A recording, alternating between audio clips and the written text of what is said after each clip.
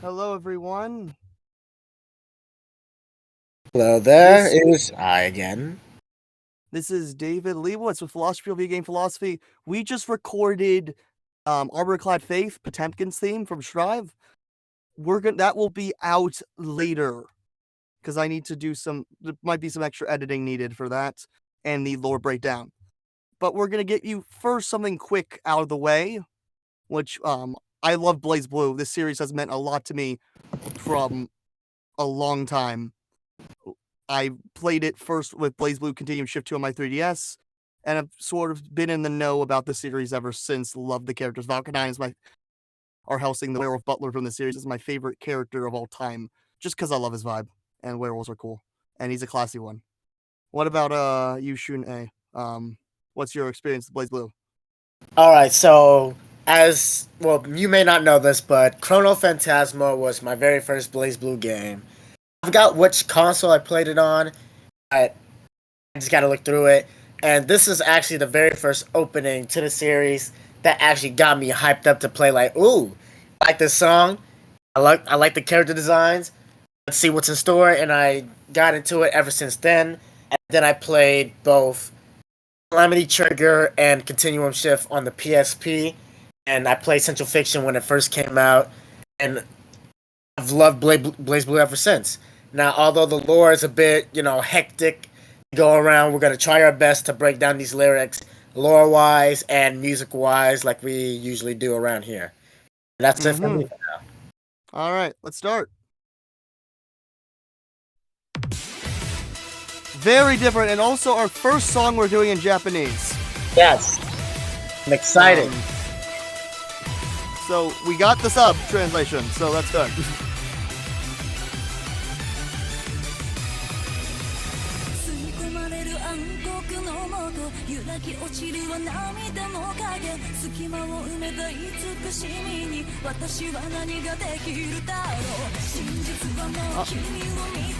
All right. Do you want to start with this? You may start. I'm gonna start. All right. Yeah, this is I think if you hear me talk on this channel about, we got the Shadows Tears. If we take this outside of BlazBlue, we just talk about my Nietzsche Jung spiel. That there is a notion that many of these characters have a lot of darkness in their hearts, and dealing with the darkness in ourselves is through accepting ourselves, accepting our shadow, and the shadow's tears. The shadow is weeping for oneself. It's weeping. So through looking into ourselves and understanding that there can be love in ourselves, we can love ourselves for who we are, then that can be transformed into light. But tell me about this and the truth, and we can maybe find the truth about ourselves, the truth that's in ourselves. But I know that there's also the azure relates to the truth. Isn't that correct? I think Izanami is basically like the truth in these games. Essentially so. And here's where I will break down to you the lore. So, essentially, the beginning, when they talk about the shadows and all, I feel as though they're talking about molding the shadows into something greater than what it is. It may have darkness, and like every character, if you've played Central Fiction, Ragna has to go on this whole journey to help the characters know their true desires. But in order to do that, he must fight them, obviously. It's a fighting game. So basically, shaping the shadows, the darkness, to form something greater, and what that can connect to the Azure is this all powerful. I don't want to say being, but it is certainly a power source. Like it's like the main power source for BlazBlue, and so that is essentially the truth. I don't want to get too much into Central Fiction spoilers, but just know that Azure has a very deep connection to what Izanami is and to Ragna as a character and what he's made for. All right, let's continue. Your everlasting. So time. So there's a notion that time. BlazBlue is obviously exists in especially the first two games, but I think later on as well. Secondly, lives in like a time loop. So this sort of is the notion. I mean, general. I'll talk more about this, but the eternal recurrence, how life is constantly going over and over and over again, and this idea that the prayer. So I think the BlazBlue series I think this goes a little bit more into like other openings, but I believe the BlazBlue series, especially its opening themes, the fact that Japan isn't, or at least Japanese people are not an endangered species in this universe, means that there's definitely a lot more Asian culture in these games. Not to say that that we don't have Baiken and Baiken Anji, and not even Nagoriyuki, who knows Nagoriyuki and Ship, who are practicing the Japanese culture as well. Obviously, Mei is also Japanese. But that we have people that there's a lot more characters with Japanese names like Jin. I mean, Jin, Jubei, Bang. Hakumen's Jin. Yeah, Bang. Like all these, a lot more Tsubaki, like Makoto. Like we got a lot more Japanese. Hazama, a lot, like half the cast is has Japanese names, as opposed to like a minuscule percentage of the Guilty Gear universe. Guilty Gear playable characters have Japanese names. So basically, and even Mei who's Japanese, doesn't have a Japanese name. So and Nagoriki, who isn't Japanese, has a Japanese name. So and Asuka as well. Either way, either way, a little bit more of this idea that if we pray and we understand that this everlasting cycle of life, especially in Buddhism, sort of the cycle of rebirth, can be transcended, and that's what sort of is honestly the truth is nirvana in a way. It's just trying to transcend the time loop. Does it make sense? Yes. Yes.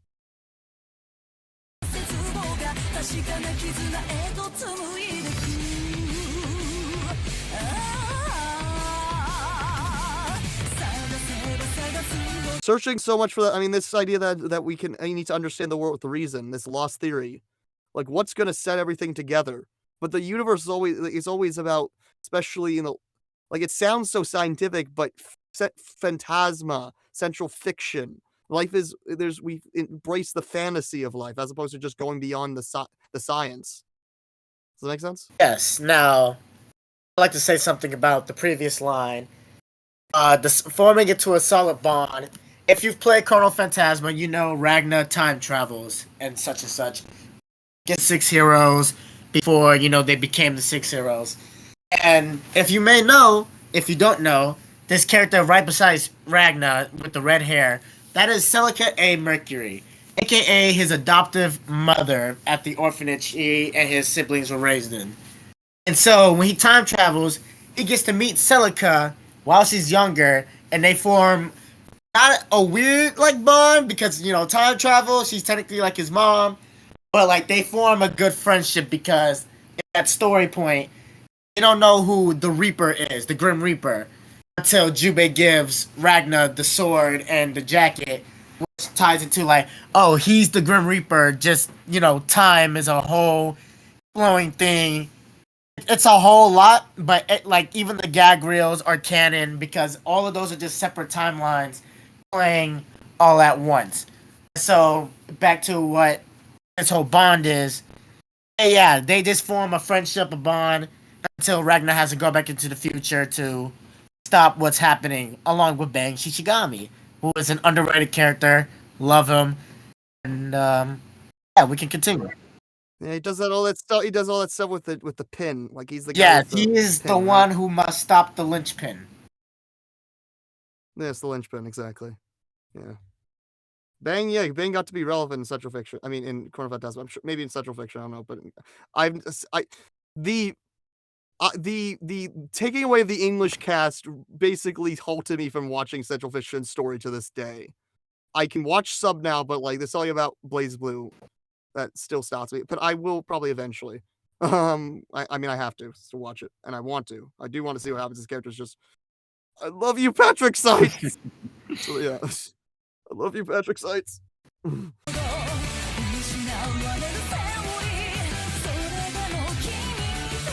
know you have something to say. Oh yes, Reversed World with you. I'll embrace it.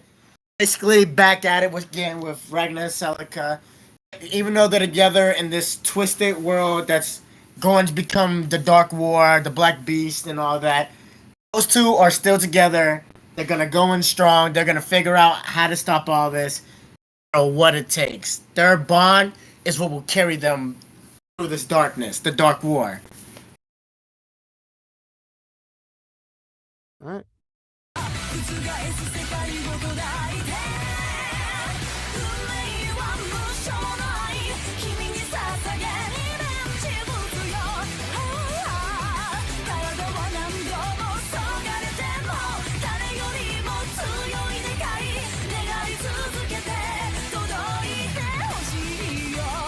Oh yes, quite a lot actually. So I want to go into what I like to call the protagonist syndrome. Basically, going through so much danger, yet you still have the will to keep fighting. So when it says embrace these, no matter how many cuts I take, that's essentially Ragna going through protagonist syndrome. He's like, no matter how much pain I go through, here, everyone else is here. We're gonna get through this no matter what. It's a lot shonen-y if you really think about it, but that's what makes it good. That's why it's such a reused topic on anime because like people love it. And with the whole wish part of the song, basically, I don't want to really spoil Central Fiction, but as I said, everyone has desires, wishes, but Ragna is gonna make sure that his wish to free this world of the everything that's happening, he's gonna make sure that his wish, his desire, is far stronger than everyone else's in order to make it out alive in this twisted, reversed world. And I want to reach beyond that pouring blue. It's obviously a reference to the Azure. He's gonna reach beyond it. He's gonna go beyond the Azure to figure out the truth behind this entire reality. And in Central Fiction, he ends up doing that. He figures out what his true purpose is and why he was born and all that. Not gonna get too much into spoilers, but basically this is foreshadowing his whole plot relevance in BlazBlue in general. He's gonna go beyond Azure. All right. Yeah, Sesame of Free Love. I mean, there's also the notion of, again, going Eastern. We were talking about Maya a little bit in the Potemkin thing, but Maya, again, this is sort of like the world as an illusion. I mean, BlazBlue exists basically in the Matrix. Like, this is a wholly recreated world with a robot god, the Amaterasu unit. And no one in this reality knows of who created it. Because I think it basically created the world. So the world, that's why the world is constantly fluctuating. It's basically, if you want to know, like, oh, the world's a simulation, this is a world, basically the simulation. It's still, I think, more real than the Matrix, because there's no way out of this. There is, like, it's the MatPat theory that there's the MatPat game film theory that outside the Matrix is the Matrix. This is that. Fundamentally, there is no outside of this. The old world has ended and this new reality exists. So if we look through and see what is at the core of it, and we see what is in it, then we can realize to approach life with love, compassion. Yeah. Yes. Does that make sense? All right.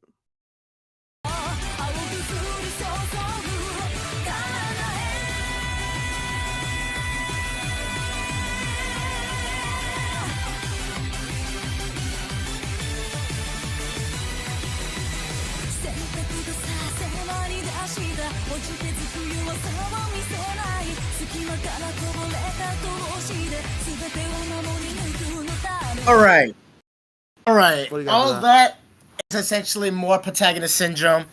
It's essentially Ragnar saying, yeah, screw all of this pain, screw all of this. I'm going to make it through. And like their fighting spirits are burning brighter than ever because this is a world-ending threat. And if they don't have enough power to do it, strength, the will to fight, they're not going to make it. So no matter what happens, they can't lose hope. They must believe in themselves in order to win this fight.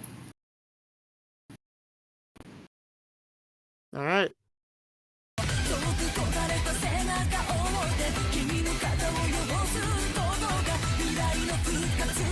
Reviving the okay. This is the first time I get to really talk about the notion of tomorrow.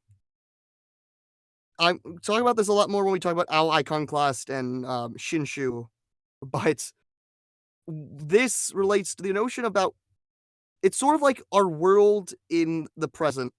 When with the creation of like this all started because of a machine, Amaterasu unit.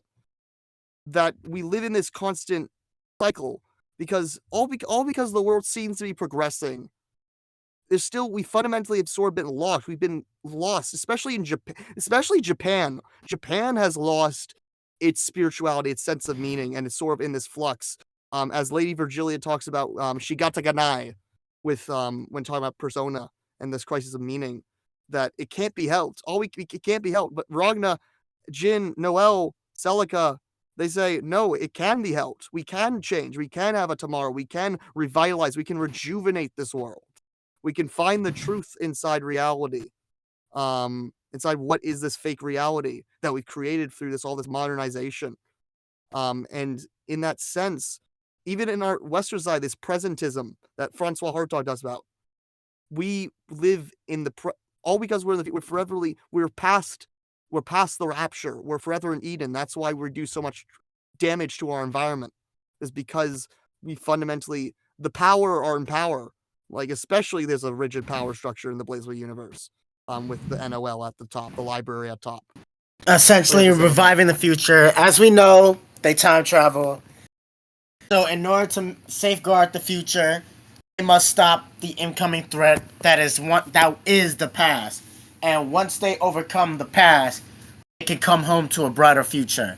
I like to tie it into somewhat. It's don't repeat the past, because if you don't learn about the past, you're doomed to repeat it. Mm-hmm. So that's what I think, though.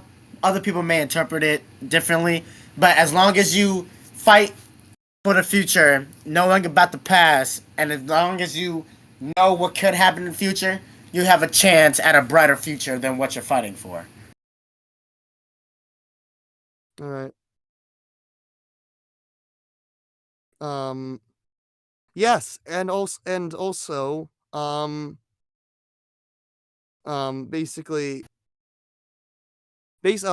also, yes, I mean, in Jungian terms, if we take our shadow, as we talked about the shadow's tears, the shadow, we integrate the past, we turn the past from all the bad stuff that's in the past, we find what's good in it, and we use that to bring us to the future, to revitalize the world, as opposed to stay forever in the present. All right.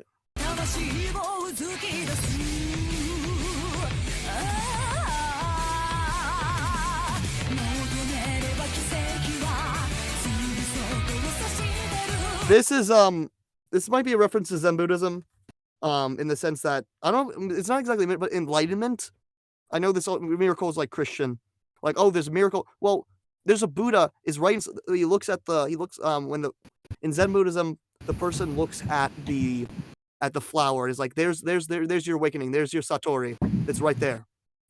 Everything. It's inside you right here, and that plays perfectly to Jung. Your shadows, yourself, your awakening, your beauty. It's right inside you. You just have to look and find it.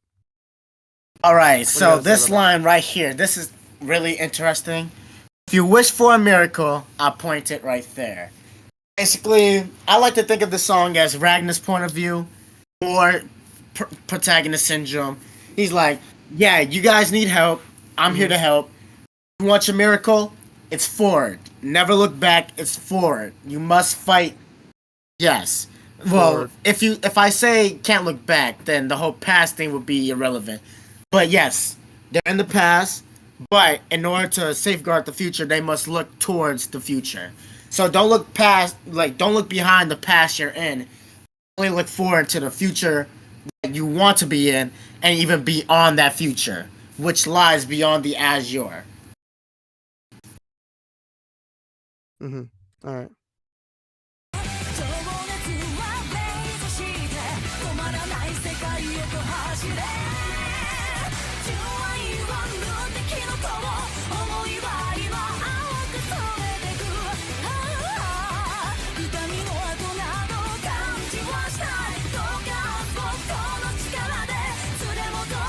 As we said, it's all about bringing back tomorrow. I gave my spiel on that. Basically, what it's saying is, oh yeah, here we are in this moment.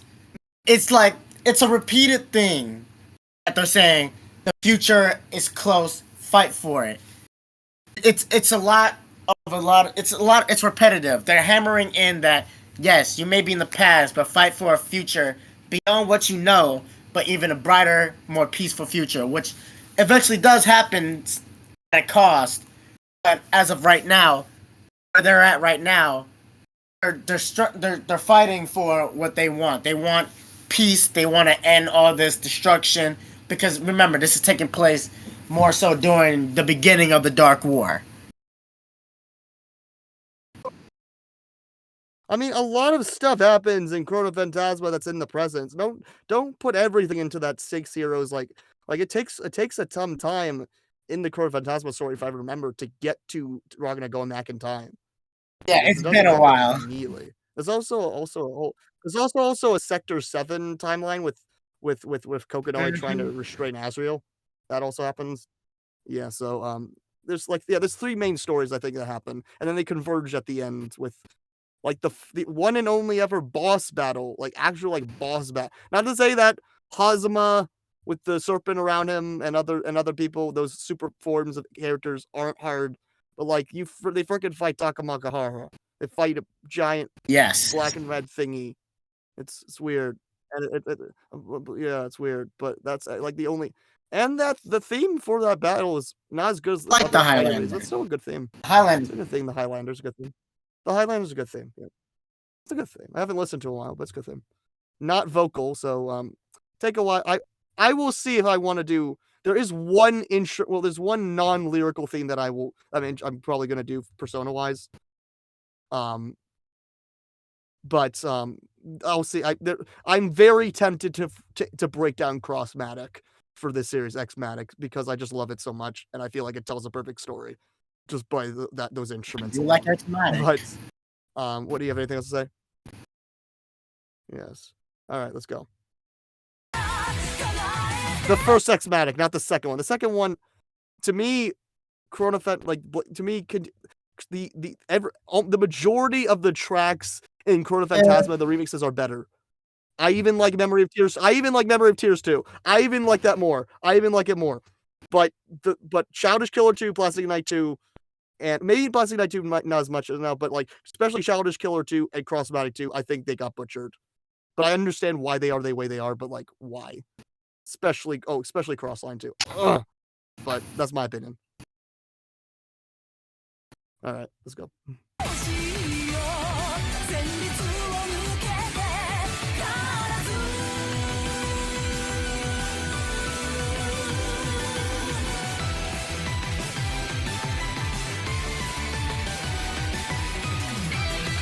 Yeah. Sick riff. Sick ass riff.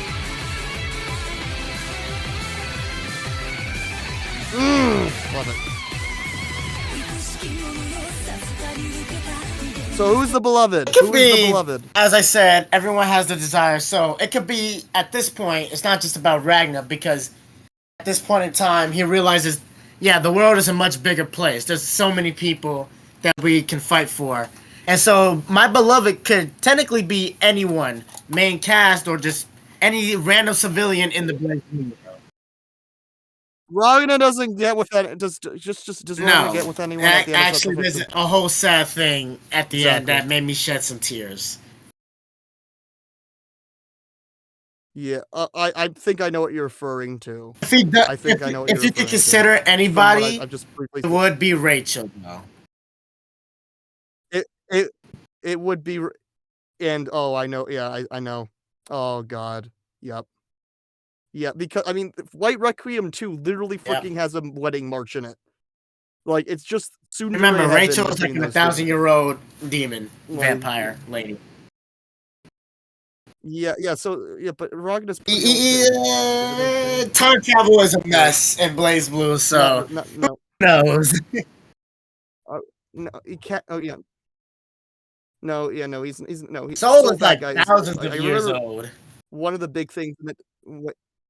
Yeah, Soul is way older. Yeah, Soul has Death battle. If you know the death battle between those two, you know what I'm talking about. The death. Yeah, exactly.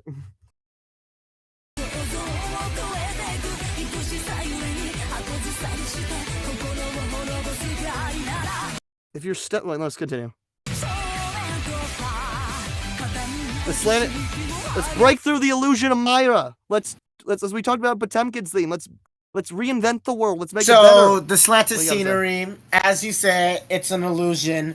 Well, not really an illusion. It's just one reality that's connected to many different realities.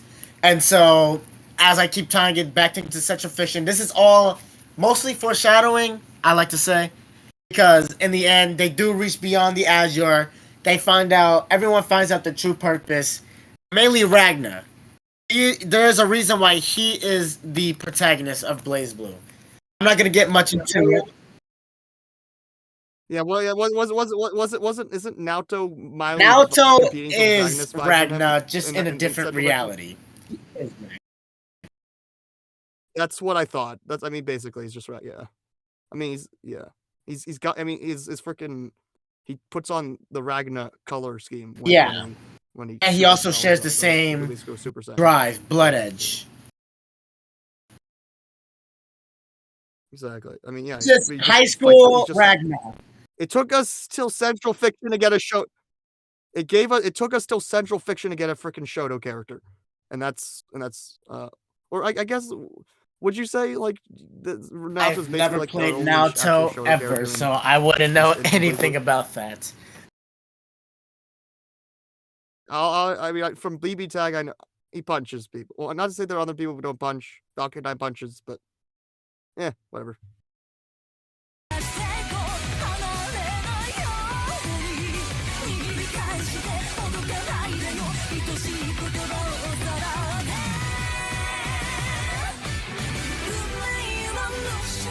What is this?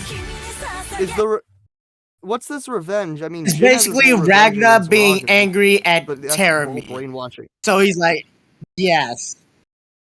Obviously. Oh yeah. Just not even just that. Terumi has this whole thing where he needs at least one. He took away a lot, and the reason why he did it because he needed at least one person with enough rage to keep him in memory so that he could hang on to the world. So he chose Ragna. He's like, hey boy, I need you so angry that you never forget about me, and that's gonna keep me attached to this world. So he basically created a time loop. He created sort of a time loop, and it's Ragna's just awakening. Yes. Quest for awakening to go beyond it and transcend it, and that's what he obviously does at the end of Central Fiction. Yeah. No. Anything else? All right.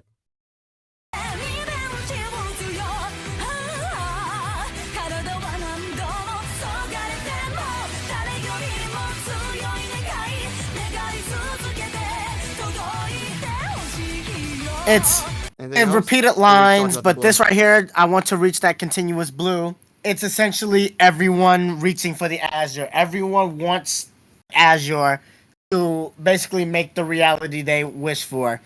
It's just Ragna, as you know, protagonist syndrome takes over. He eventually reaches that point in Central Fiction, and he's gonna go, as I said, beyond. He's gonna keep going until he reaches his goals by defeating Terumi and ridding the world of the pollution that is the Azure. All right.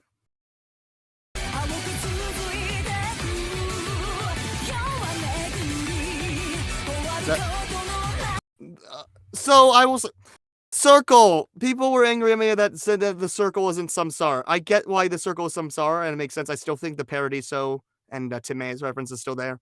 But yeah, this is literally again the cyclical cycle of the world in Hinduism, in Samsara with of reincarnation in Buddhism. Beyond that never-ending round world. As I said earlier, it's Ragnar realizing the world is a far bigger place than he could have ever imagined. And so everyone wants a piece of this Azure, this blue.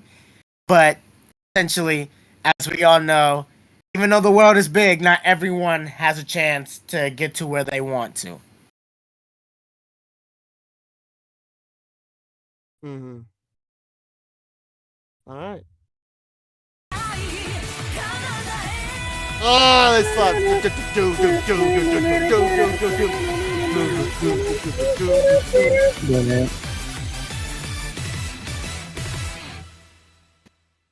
All right. Well, this has been Daily. So, yeah. So, I guess for you guys, this will be your first time seeing Rage. Well, I just want to say, it's glad to work with you. All right.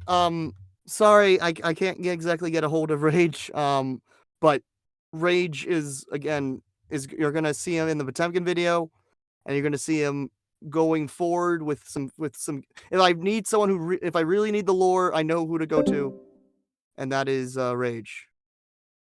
All right, peace, everyone. This is, again, look at our wonderful Discord. This has been recorded in it. Come, you want to talk Guilty Gear, BlazBlue, Persona, philosophy, religion, anything. We're here. Meet me, Rage, other people who with similar interests, and follow me on Twitter at Philosophyspiel if you want to see me some more updates as well. All right, peace.